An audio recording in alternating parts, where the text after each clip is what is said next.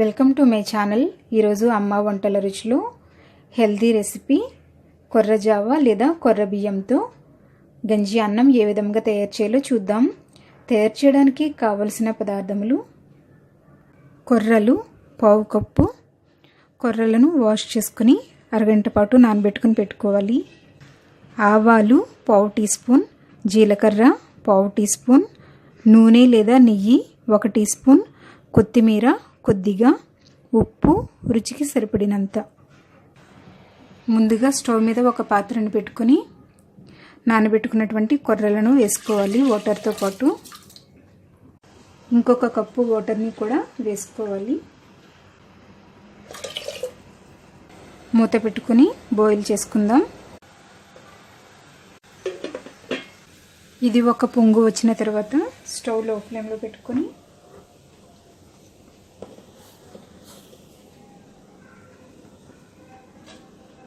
Fifteen to 20 minutes ఉడికించుకోవాలి.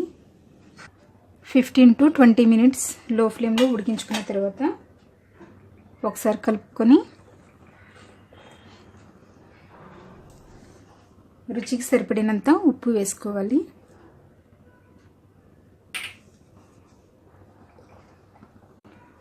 Two minutes ఉడికించుకోవాలి. 2 minutes ఉడికించుకున్న తర్వాత దీనిని పక్కన పెట్టుకుందాం. కొర్ర జావను ఇలాగే తినొచ్చు. ఇలాగే తిన్నట్లయితే ఇంకా హెల్తీగా ఉంటుంది. లేదంటే కొద్దిగా తాలింపు పెట్టుకుని కూడా తినొచ్చు. ఇప్పుడు తాలింపు పెట్టుకుందాం. స్టవ్ మీద చిన్న కడాయిని పెట్టుకుని 1 టీ స్పూన్ నూనె వేసుకోవాలి. నూనె కొంచెం వేడైన తర్వాత ఆవాలు, జీలకర్రను వేసి వేయించుకోవాలి.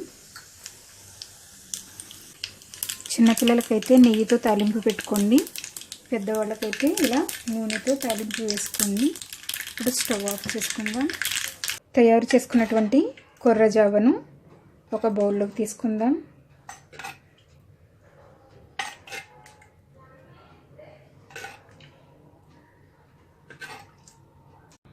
ఒక బౌల్లోకి తీసుకున్న తర్వాత ఈ తాలింపును ఇందులో వేసుకుందాం.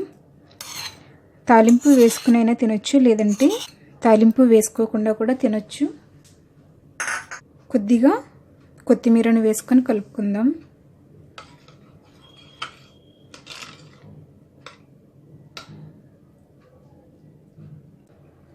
కొర్ర జావా లేదా కొర్ర బియ్యంతో గంజి అన్నం రెడీ అయ్యింది.